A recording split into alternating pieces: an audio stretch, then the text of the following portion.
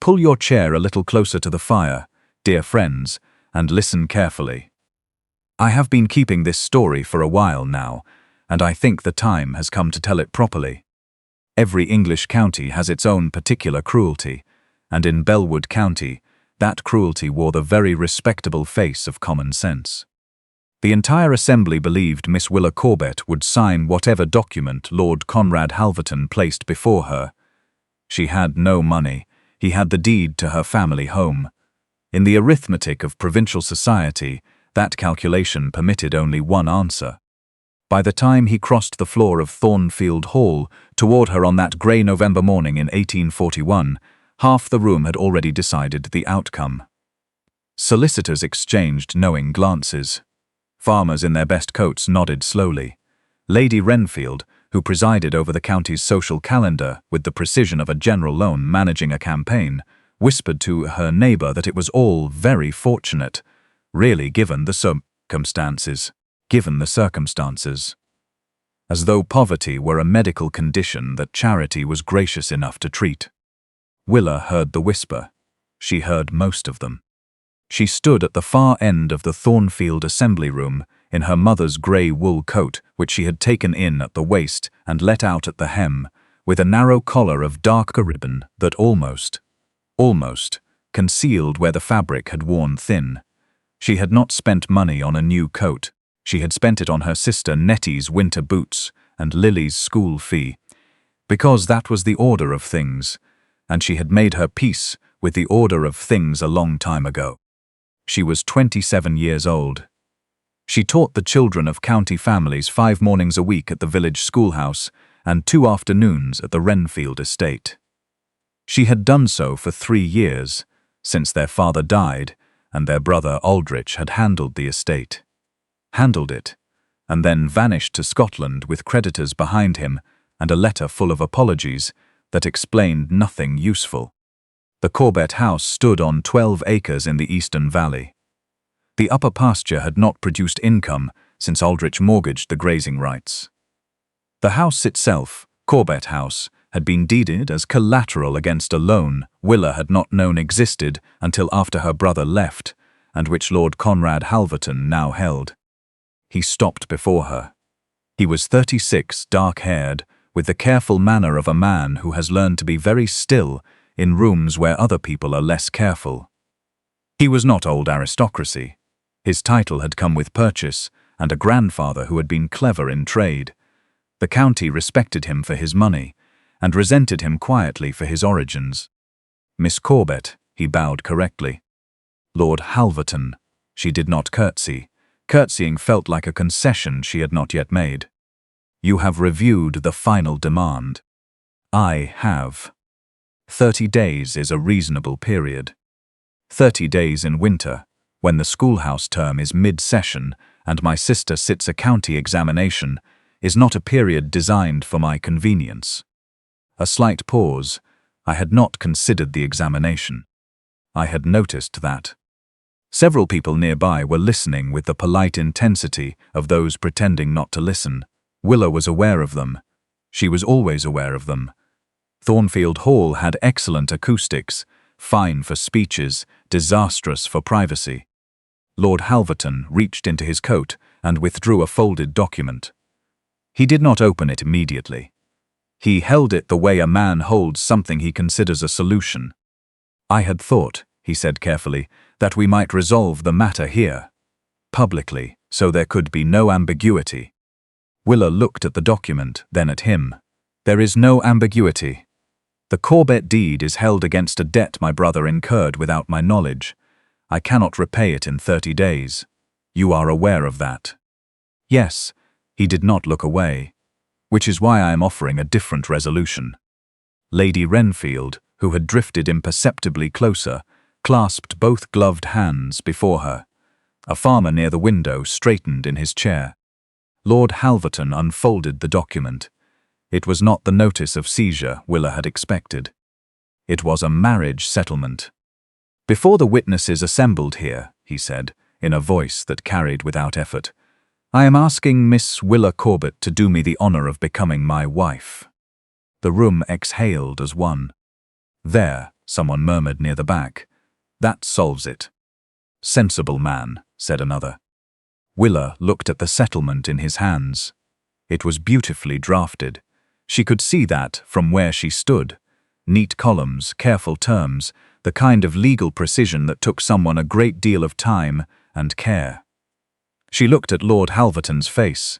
He was watching her with the composed expression of a man who has prepared for one answer and is allowing room for the other, but only just. She understood everything in that moment. He had not come here today to resolve a debt. He had come to resolve it in front of witnesses, because the witnesses were the mechanism. Because before the assembled county, before the magistrate and Lady Renfield, and 12 farmers and a solicitor from Exeter, her refusal would cost her more than her acceptance. He knew that. He had calculated it. She looked at the settlement document once more. Then she looked at him. "Did you purchase the Corbet deed?" she asked, "before or after you decided to offer for me?" The room did not go silent immediately. Silence arrived in stages, spreading from the front to the back like frost crossing a window. Lord Halverton's expression did not change, only the stillness of it deepened. "This is not the appropriate." "You chose the setting." Willa kept her voice level.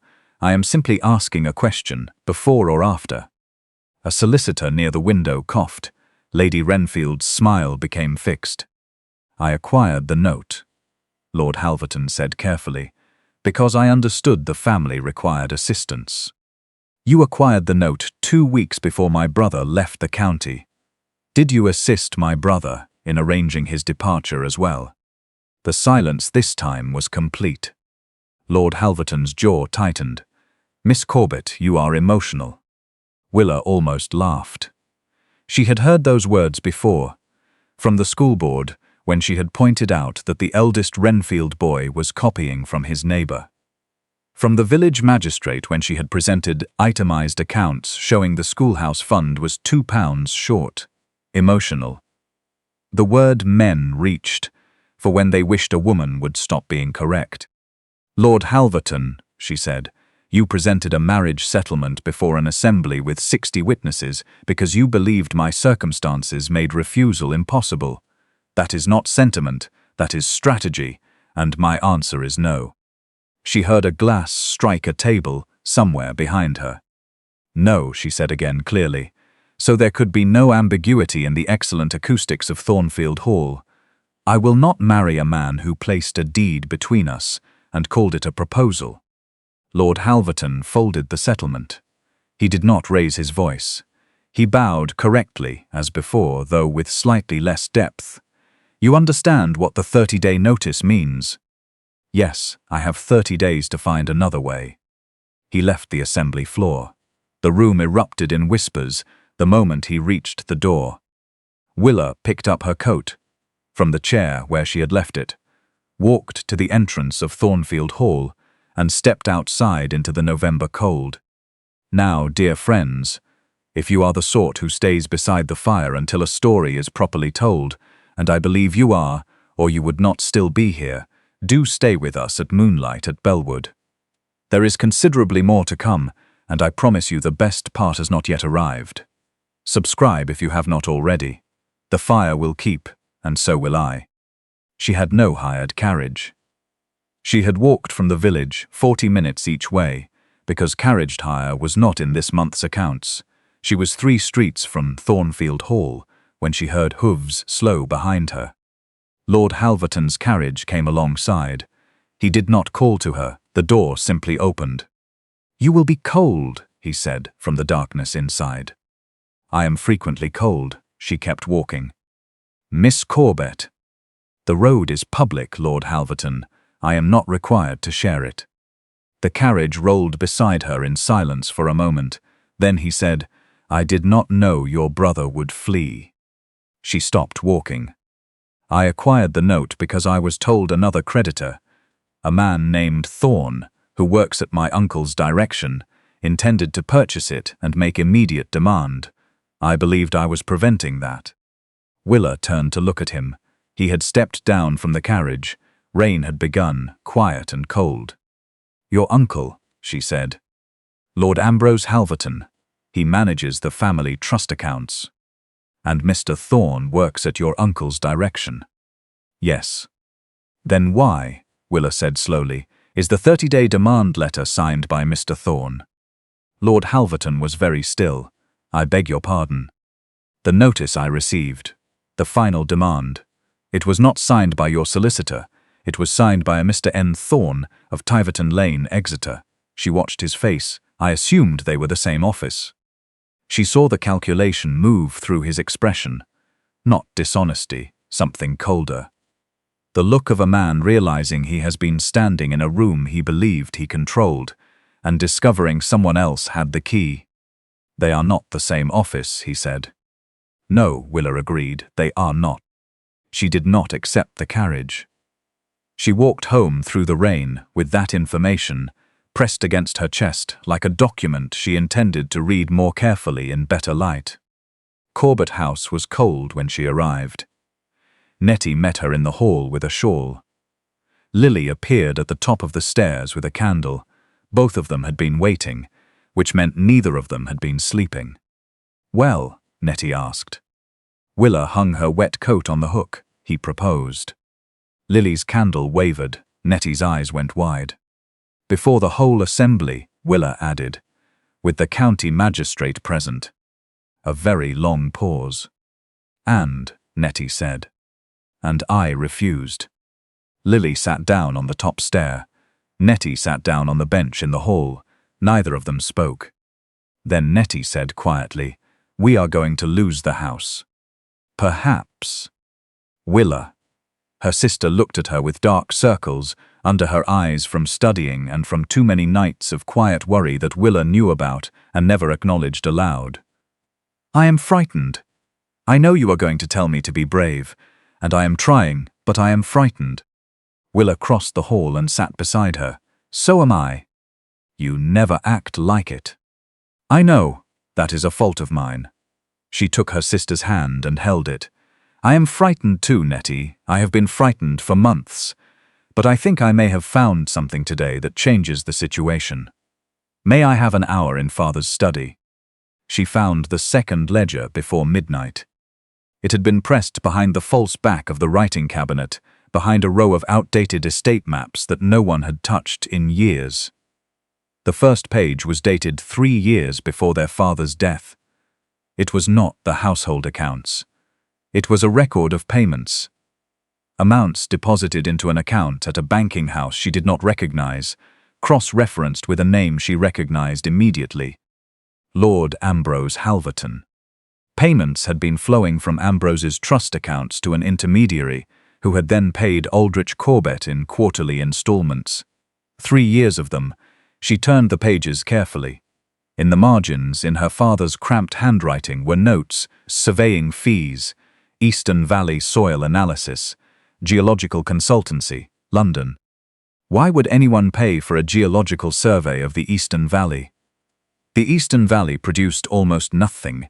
It was the poorest portion of the Corbet land, rocky, difficult to farm, the one piece Aldrich had not been able to mortgage because no lender thought it worth the paper. Near the back of the ledger, tucked between 2 pages, was a folded report from a firm of London geologists. It was dated 4 years earlier. It described the Eastern Valley in language that was careful and technical, and which Willa read 3 times before she understood it fully. Kaolin, high-quality kaolin clay, running in a seam below the surface, across nearly 8 acres of the Eastern Valley. Sufficient quantity for commercial extraction. The report named 3 London pottery manufacturers who had been quietly seeking a source of this quality, since the Staffordshire supply had grown inconsistent. The Eastern Valley was, in the assessment of qualified geological opinion, worth more than the whole of the remaining Corbet estate several times over. And Lord Ambrose Halverton had known this for 4 years. He had paid Aldrich to create the debt. He had arranged the loans through men whose names meant nothing in Belwood County. He had positioned his nephew, Lord Conrad Halverton, who had genuine feelings for Willa Corbet, and who could be trusted to purchase the note in the belief he was being generous. as the visible face of the arrangement. If Willa accepted the marriage, Corbet House and its Eastern Valley would eventually fall under Halverton management. If she refused, and the house was seized, Ambrose could purchase it through an intermediary before anyone understood what lay beneath the poor soil. Either way, the clay belonged to him. Willa sat in her father's cold study until well past 2 in the morning, with the geological report in one hand and the ledger open before her, and she felt something she had not expected to feel. She felt the specific anger that comes not from being harmed but from being underestimated, from realizing that someone had constructed an entire architecture of deception around the assumption that she would never think to look behind a row of estate maps. She was at Lord Conrad Halverton's door at 8 o'clock the following morning. He received her in his study without making her wait, which surprised her. He was already at his desk, and he looked like a man who had not slept, which she found, under the circumstances, appropriate. She placed the geological report before him, without preamble. He read it, then he read it again. She placed the ledger beside the report.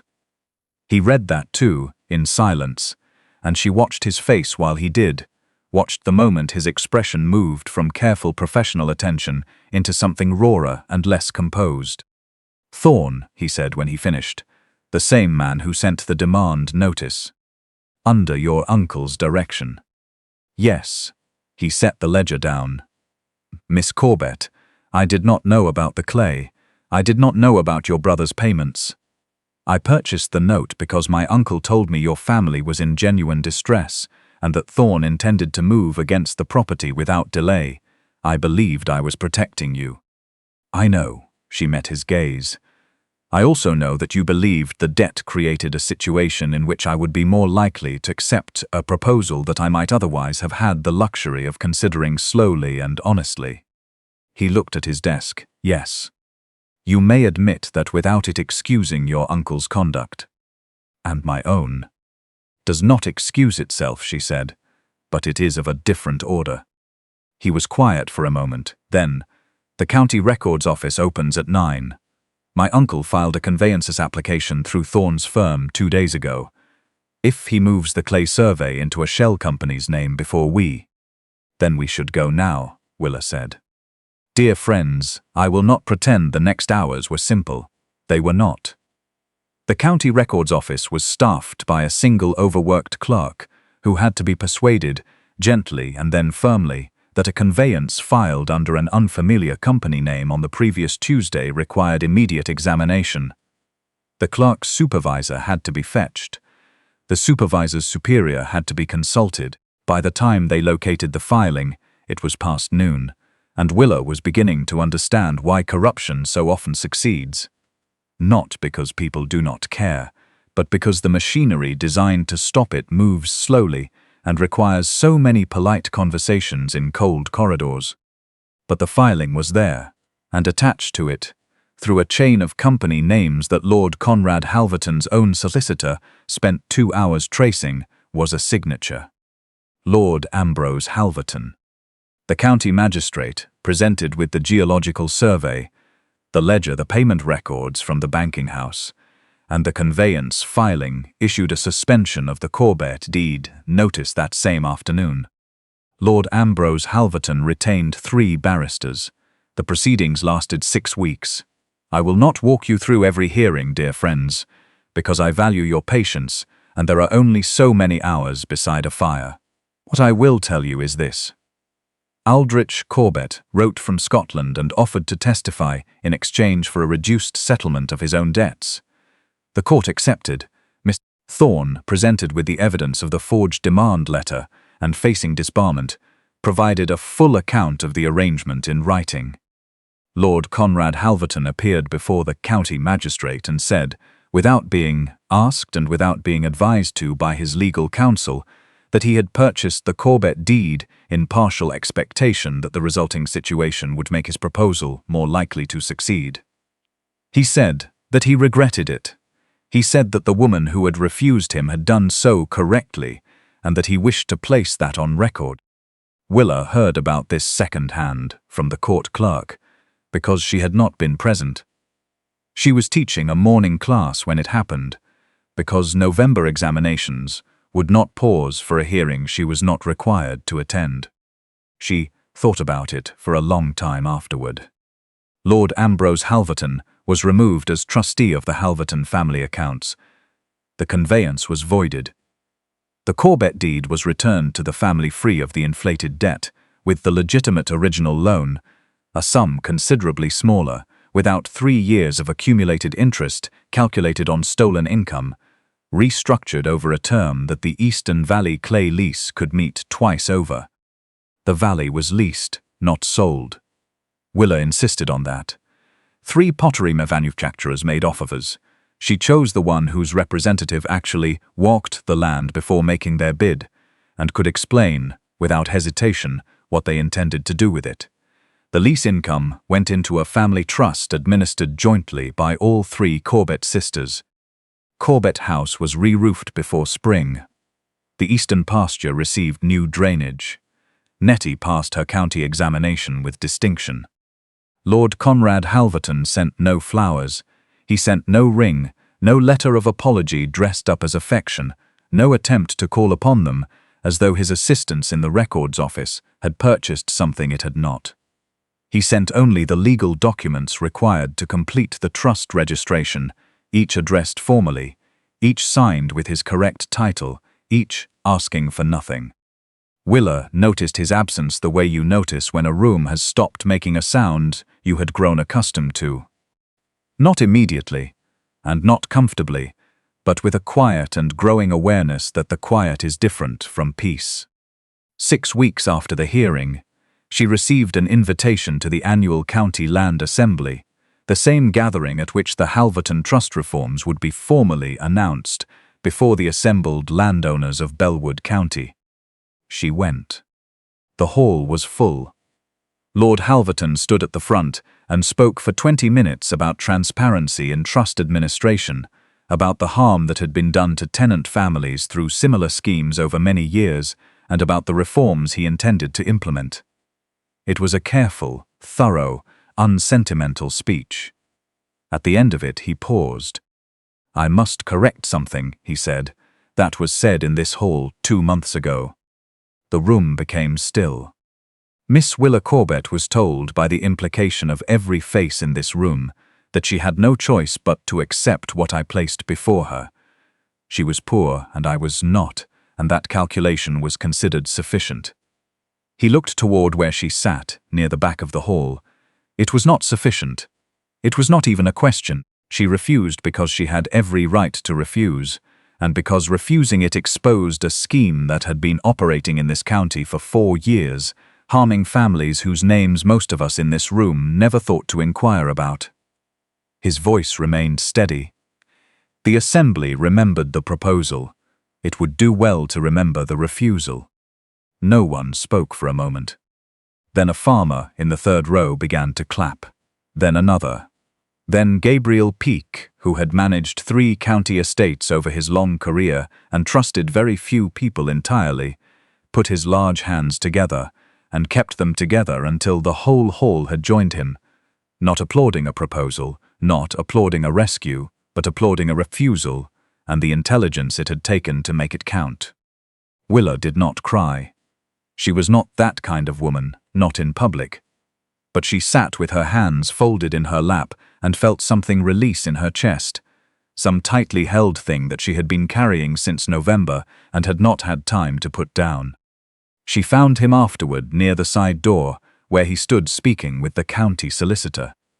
He excused himself when he saw her approach. He did not come to meet her halfway. He allowed her to decide the distance. "You said you would ask nothing today," she said. "I meant it." She looked at him. He looked back.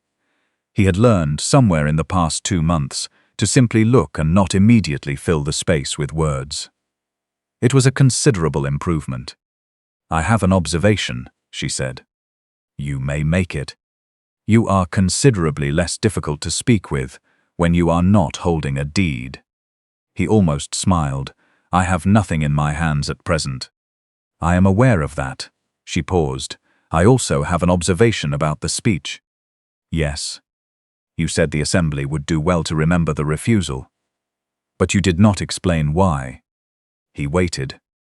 A refusal is only worth remembering, Willa said, if it was the right answer, and the right answer is only visible if someone was willing to ask the right question first. She met his gaze steadily. I have been thinking about that for some weeks. So have I, he said, for somewhat longer. She extended her hand, not a curtsy, not a concession, simply a hand offered on her own terms. He took it carefully.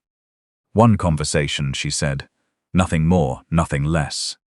And the length of that conversation. As long as it requires to be honest, and no longer. They left the hall together. The county watched. The county for once had very little to say, because whatever this was, it belonged entirely to them and to no one else. I have told you this story, dear friends, because I think it contains something worth holding, not merely the romance, though the romance is there, and it does resolve, and yes, she eventually says yes again privately, without a deed or a county assembly or anyone watching, with a plain ring that fits poorly and has to be resized twice, and with full knowledge of what she is choosing and why, and because she wants to, which is the only reason that has ever been sufficient. No, the part worth holding is simpler than that. Poverty is not a form of consent. Need is not an answer, and a woman who asks the right question in a room full of people who have already decided the outcome, that woman is not causing trouble. She is doing the only honest thing available to her. The county of Bellwood eventually forgot most of what happened in Thornfield Hall that November. People forget, dear friends. That is the mercy and the danger of memory both. But Willa Corbet remembered. She kept the geological report in the Corbet House estate office, beside the deed that had once been held against her, beside the ledger with her father's careful notes in the margins. She kept them not as trophies, but because documents tell the truth, long after rooms have tidied themselves up and moved on. And Corbet House still stands. The Eastern Valley still produces clay, fine, pale clay, the kind used in good porcelain, the kind that holds its shape under pressure and comes out of the kiln stronger than it went in. Some things, it turns out, have far more in them than anyone thought to look for. Stay warm, dear friends. Stay curious. Come back to us at Moonlight at Bellwood, where the fire is always lit and the next story is already waiting.